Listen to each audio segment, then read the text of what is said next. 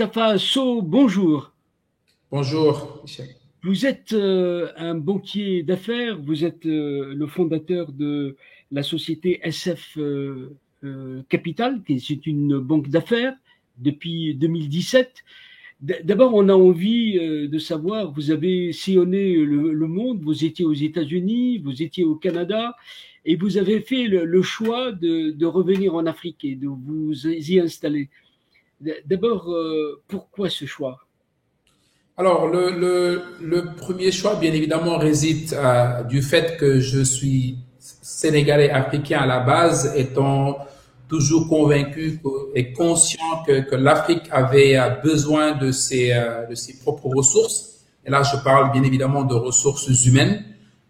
Et c'est dans ce sens que j'ai toujours été convaincu que j'étais parti, j'avais quitté mon pays natal, le Sénégal, pour acquérir la connaissance bien évidemment, et l'expérience, les études. Et pour moi, à partir de ce moment où j'en avais acquis suffisamment pour pouvoir rentrer en Afrique, pour moi, le choix était facile à partir de ce moment-là. Une banque d'affaires, pourquoi faire? Une banque d'affaires nécessite un réseau, des capitaux, une connaissance intime des acteurs. Est-ce qu'aujourd'hui, il y a toutes ces conditions et c'est facile d'être dans une banque d'affaires en Afrique? Alors je pense que ce serait bien d'un peu de centraliser le débat. Je pense que le métier de banquier d'affaires n'est pas très connu en Afrique. Il faut savoir que Absolument. c'est un métier qui nécessite une formation particulière. Moi, à la base, j'ai démarré ma carrière bancaire en tant que banquier commercial. Et c'est là où je me suis rendu compte effectivement que dans le secteur de la finance, dans le secteur banquier, vraiment le métier que je voulais développer nécessitait que je retourne d'abord à l'université. Et c'est dans ce sens que je suis reparti à McGill pour faire mes études supérieures en finance. Et c'est par la suite, bien évidemment, même dans la formation, il y avait une préparation au niveau même au moment où je faisais ces études supérieures, une formation qui devrait me permettre, bien évidemment, de rejoindre le secteur très restreint de banquier d'affaires communément appelé investment banking. Et c'est là où j'ai rejoint City après dans le Global Investment Banking à Toronto. Bien évidemment, avant de rentrer effectivement au Sénégal en 2012. Mais compte tenu de la particularité, bien évidemment, en Afrique, avant de continuer dans le métier de investment banking, j'ai rejoint le groupe de la Banque islamique de développement comme directeur Afrique de ASEC, qui est la filiale du groupe de la Banque islamique de développement en charge de tout ce qui est assistance technique euh, financier, aussi bien au niveau du financement de commerce, au niveau du financement des infrastructures pendant pratiquement 5 ans. Et c'est ça qui m'a permis effectivement, pour revenir à votre question, à développer non seulement le réseau qu'il faut, mais aussi une meilleure compréhension du continent africain. Et voilà, c'est ce qui nous permet aujourd'hui, depuis notre création, de pouvoir piloter d'une manière beaucoup plus efficiente nos activités au niveau du continent. Pour pénétrer votre quotidien, et vous avez parlé de cette méconnaissance de la réalité de ce que c'est une banque d'affaires, hein. Parlez-nous un peu de des arcanes. Comment vous êtes l'interface, et j'imagine, vous êtes dans l'ingénierie d'abord financière, mais l'interface d'investisseurs, d'acteurs publics et privés. Qu'est-ce qu'on vous demande? Expliquez-nous un peu vos recettes et comment vous utilisez votre boîte à outils dans cet univers. Bon, d'abord, après, comme je disais tout à l'heure, il y a une maîtrise du continent et du marché. C'est-à-dire qu'aujourd'hui, c'est un métier qui requiert une préparation euh, très poussée. Je donne un exemple pour rencontrer un client, par exemple, qui est dans le secteur de l'énergie ou dans le secteur, bien évidemment, de la santé. avant de pouvoir approcher les acteurs, que ce soit étatiques ou entreprises qui sont dans le secteur, il faut vraiment leur montrer qu'on a une connaissance approfondie de ce secteur-là. Et c'est vraiment la particularité de ce métier. Comme on dit souvent, les banquiers d'affaires ont souvent l'opportunité d'être experts dans tous les secteurs. Après, il y a dans le métier, il y a des banquiers d'affaires qui sont sector-driven, comme on dit, ils se focalisent dans un secteur particulier, mining, oil and gas, healthcare, etc. Mais il y en a des généralistes qui touchent un tout petit peu à tous les secteurs. Et le rôle de conseil qu'on donne, bien évidemment, souvent dans les transactions, nous permettent bien évidemment de développer des connaissances et puis une maîtrise assez poussée des dossiers sur lesquels on travaille. Après, bon. Alors justement, quels sont les dossiers sur lesquels vous travaillez? C'est-à-dire que j'imagine ce sont les grands projets et on sollicite de vous quoi exactement? Parlez-nous concrètement à travers des exemples précis en tant que banquier d'affaires. Un exemple, par exemple, aujourd'hui, on sait que en Afrique, le problème principal, bien évidemment, il y a l'emploi. Okay? Mais dans l'emploi, on sait qu'aujourd'hui, il y a pas mal de leviers sur lesquels on n'a pas suffisamment, on s'est pas suffisamment appuyé pour permettre de résoudre ce problème. Je donnerai d'abord le problème des infrastructures. La lecture qu'on a fait, bien évidemment, dans notre stratégie, on s'est rendu compte qu'en Afrique, ces 10 dernières années, on parle énormément de financement d'infrastructures. Mais quand on parle d'infrastructures, on se focalise que sur l'aspect financement. C'est-à-dire où est-ce qu'on doit aller chercher le financement. Mais on ne se focalise jamais sur l'impact des infrastructures. Ou bien, à défaut, si on se focalise sur l'impact des infrastructures, c'est juste l'infrastructure en tant que telle, notamment la route, notamment l'accès à l'énergie, notamment l'accès à des services, bien évidemment, de santé pointus. Mais on oublie que, à la base, l'infrastructure permet aussi de régler un problème à court et à moyen terme, et surtout ce problème-là, c'est le problème de l'emploi, c'est le problème de la relance, de pouvoir impliquer les entreprises locales. Et on sait qu'en Afrique, c'est un problème souvent, parce que je donne un exemple, si on regarde ces dernières années, le pays le plus présent en Afrique en matière d'infrastructure, c'est la Chine. Mm-hmm. Mais si on regarde la méthode chinoise, à part l'argent et l'infrastructure, il n'y a rien de plus. C'est les Chinois qui sont dans certains pays, même les ouvriers sont chinois. Et aujourd'hui, nous, quand on a vu cette problématique, on a dit il faut réfléchir à une manière de permettre non seulement à nos pays de pouvoir bénéficier à de l'argent aussi abordable que l'argent chinoise, mais aussi permettre à nos pays africains d'avoir la latitude de choisir, numéro 1, leur entreprise préférée pour ces infrastructures-là, mais aussi de leur imposer un quota de sous-traitance pour pouvoir permettre aux entreprises locales d'être impliquées, mais aussi leur imposer un quota d'emploi pour permettre aujourd'hui de résorber ce déficit d'emploi des jeunes dans le moyen terme. Parce qu'on sait tous qu'en général, la moyenne en Afrique pour construire une infrastructure est d'à peu près 2 à 3 ans. Maintenant, imaginez-vous, par exemple, le nombre d'emplois qui peut être créé. Et je donne l'exemple, nous, au Sénégal, on est en train de travailler sur un programme très ambitieux sur lequel on a vraiment mis une structuration qui permet aujourd'hui de pouvoir non seulement impliquer autant d'entreprises dans le secteur dans lequel on est en train aujourd'hui d'accompagner l'État, mais c'est un programme qui, in fine, va permettre au moins de créer, on parle à peu près 200 emplois par année, et c'est un programme qui dure 3 ans.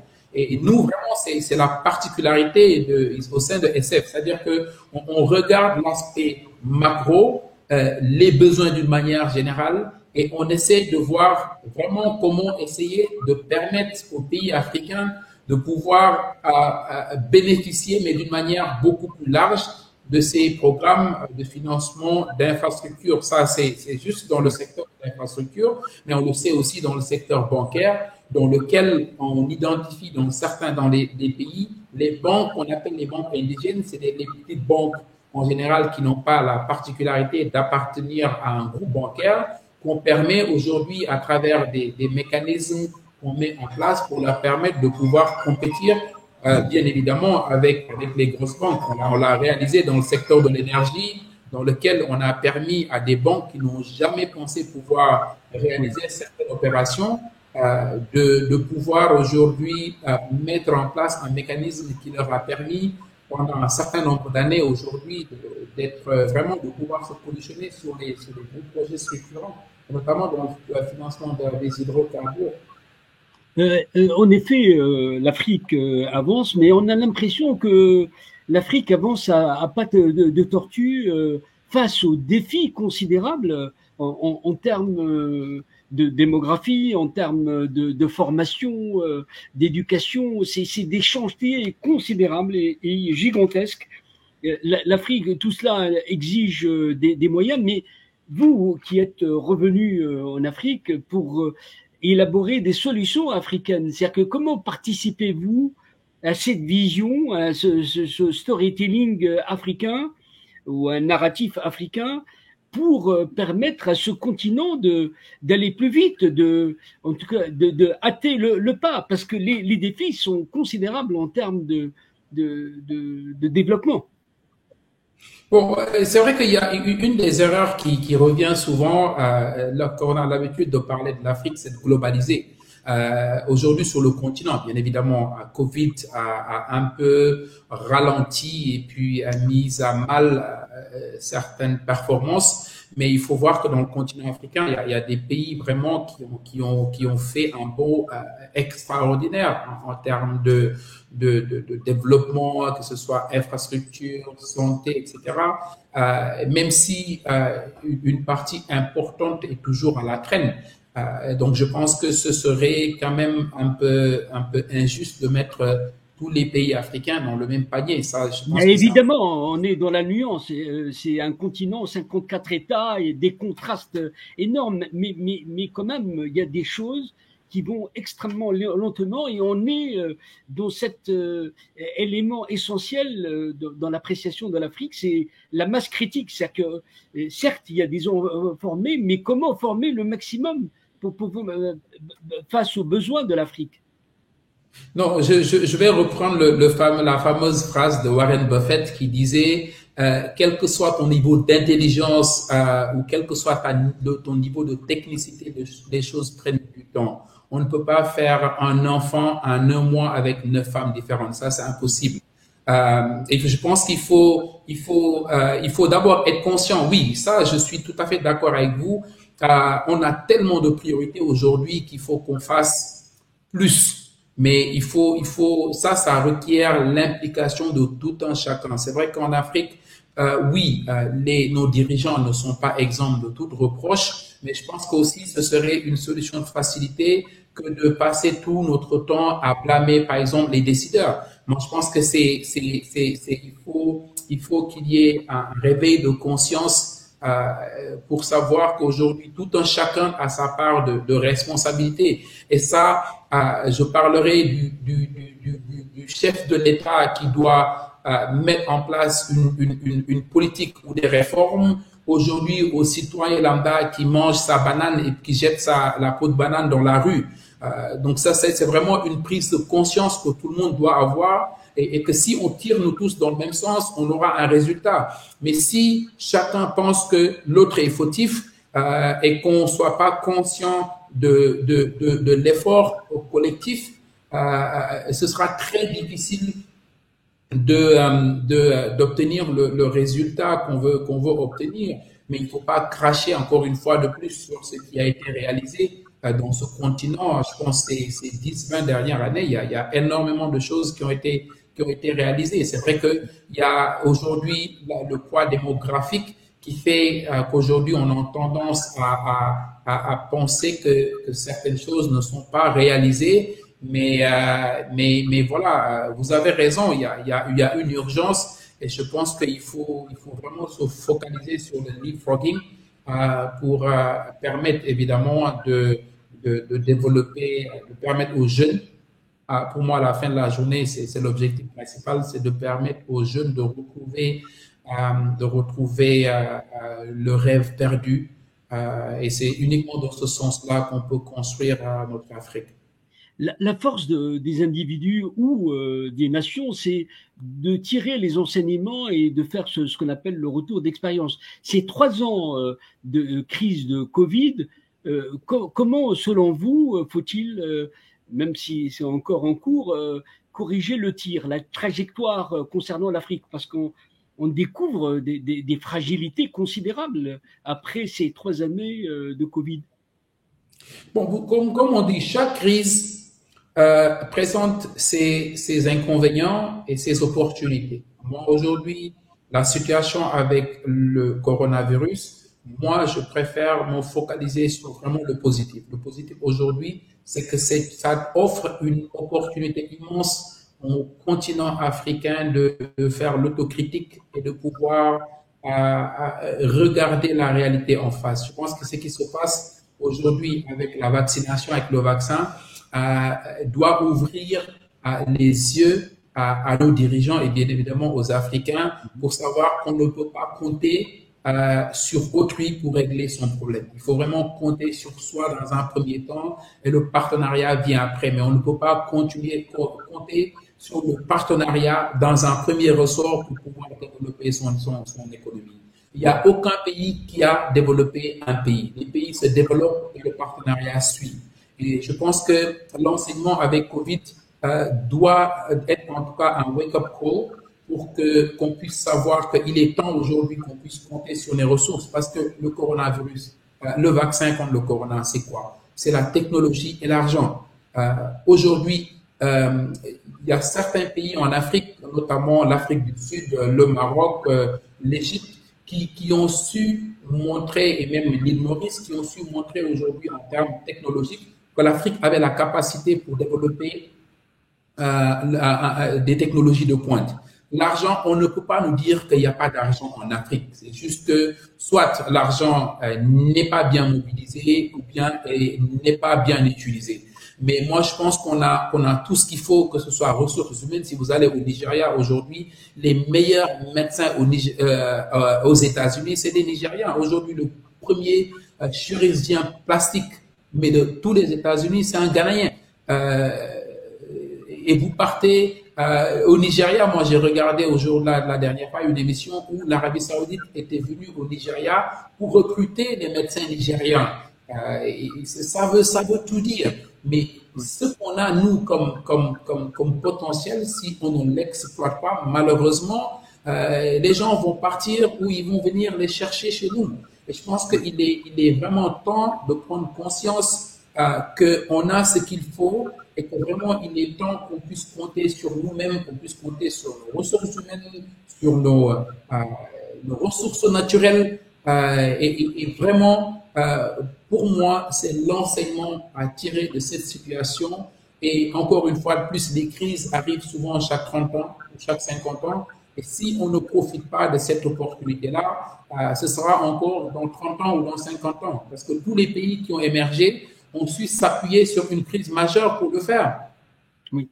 La zone de libre-échange qui est en train d'être mise en place, en dehors d'être une coquille vide pour le moment, en quoi va-t-elle modifier la donne?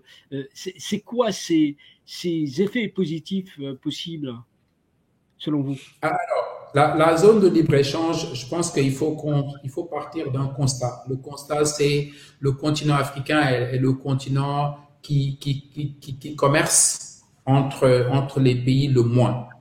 La moyenne est de 15%, alors que dans les autres continents, c'est minimum 50 jusqu'à 70%. Alors, la raison, effectivement, hormis la volonté politique, mais je le dis souvent, si on veut commercer, si on veut échanger, le commerce, c'est quoi? C'est que j'ai un produit, un service, vous voulez ce produit et le service, j'ai l'avantage comparatif, je le développe et je vous le vends. Mais aujourd'hui, en Afrique, quel est le produit phare que les Africains aujourd'hui? Donnez-moi un produit phare où l'Afrique en termes de production, je ne dirais pas en termes de matières premières, bien évidemment, mais en termes de production, on me dit que ce produit-là, ça a été fabriqué en Afrique et l'Afrique a l'avantage comparatif par rapport aux autres pays. Ça, pour moi, c'est d'ailleurs pour moi le problème principal. Les gens parlent des infrastructures et tout, mais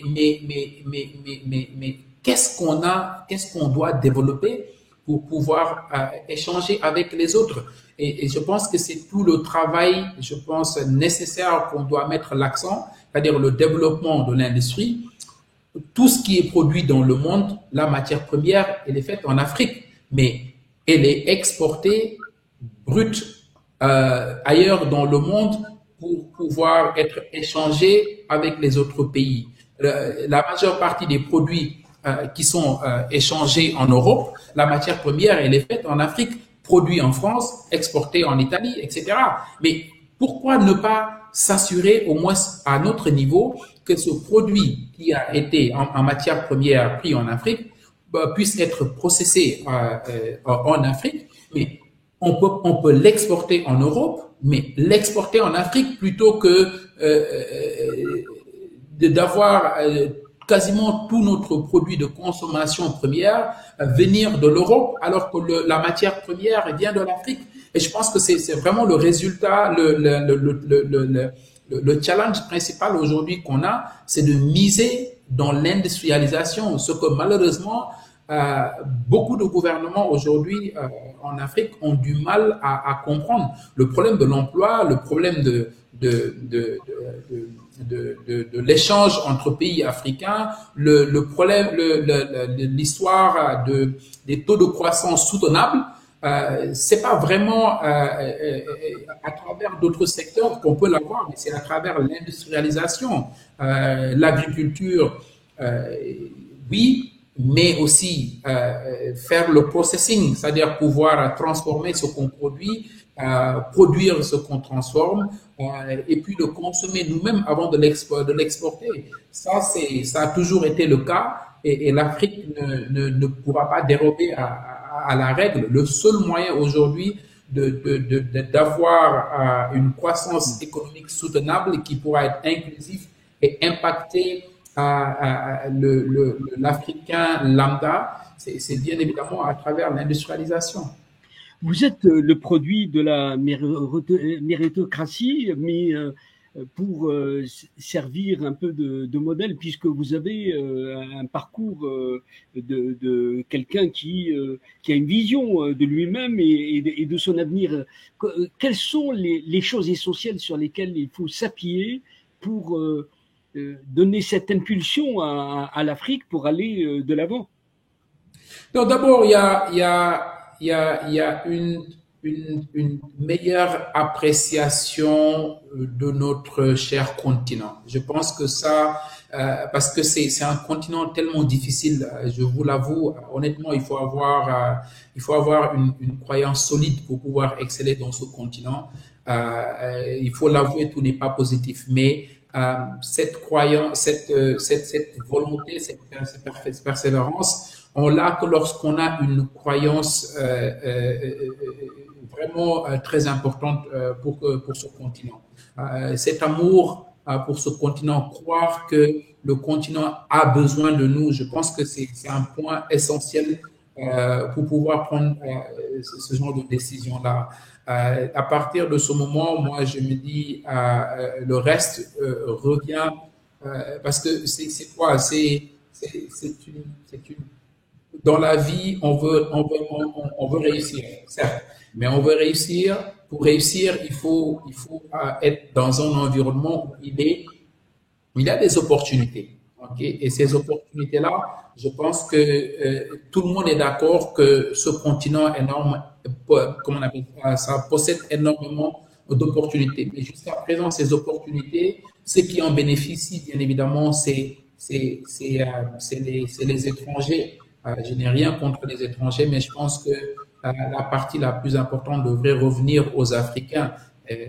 Moi, je suis quelqu'un qui est pro pour la mondialisation, mais pour moi, la mondialisation commence d'abord par s'assurer que les Africains eux-mêmes avant tous profitent à des opportunités qu'offre ce continent-là. Et je le dis souvent, les opportunités sont là, mais il faut vraiment aider la jeunesse africaine à retrouver ou à trouver, parce que certains ne l'ont jamais trouvé, une confiance et puis non seulement une confiance, mais leur aider à savoir que ce continent est leur continent. Ce continent offre énormément d'opportunités, plus d'opportunités aujourd'hui que l'offrait pour moi l'Europe ou les États-Unis. Mais ça, c'est un travail collectif à travers l'éducation à la base, bien évidemment l'éducation d'une manière générale, notamment à travers les programmes d'études qu'on a en Afrique. La plupart des pays africains, je suis désolé de le dire, mais ils ont un programme d'éducation qui ne favorise pas l'émergence de la jeunesse. Je pense que ça nécessite un travail très profond, d'abord à la base, c'est-à-dire revoir notre modèle économique, notre modèle éducatif, adapter nos besoins, nos réalités par rapport au programme qu'on enseigne dans les écoles ou dans les universités. Et pour moi, c'est le seul moyen de permettre à la jeunesse de pouvoir prendre ownership de leur continent et puis d'être convaincu que les opportunités sont là. Mais on ne peut pas passer tout notre temps à apprendre à quelqu'un que l'histoire occidentale est meilleure que l'histoire africaine, que l'Europe est plus riche que l'Afrique, alors qu'en réalité, c'est pas c'est pas la vraie réalité. Quand on est jeune, qu'on est formaté, que notre façon de s'habiller, je m'excuse, je m'habille bien évidemment en chemise, en cravate et bretelles, mais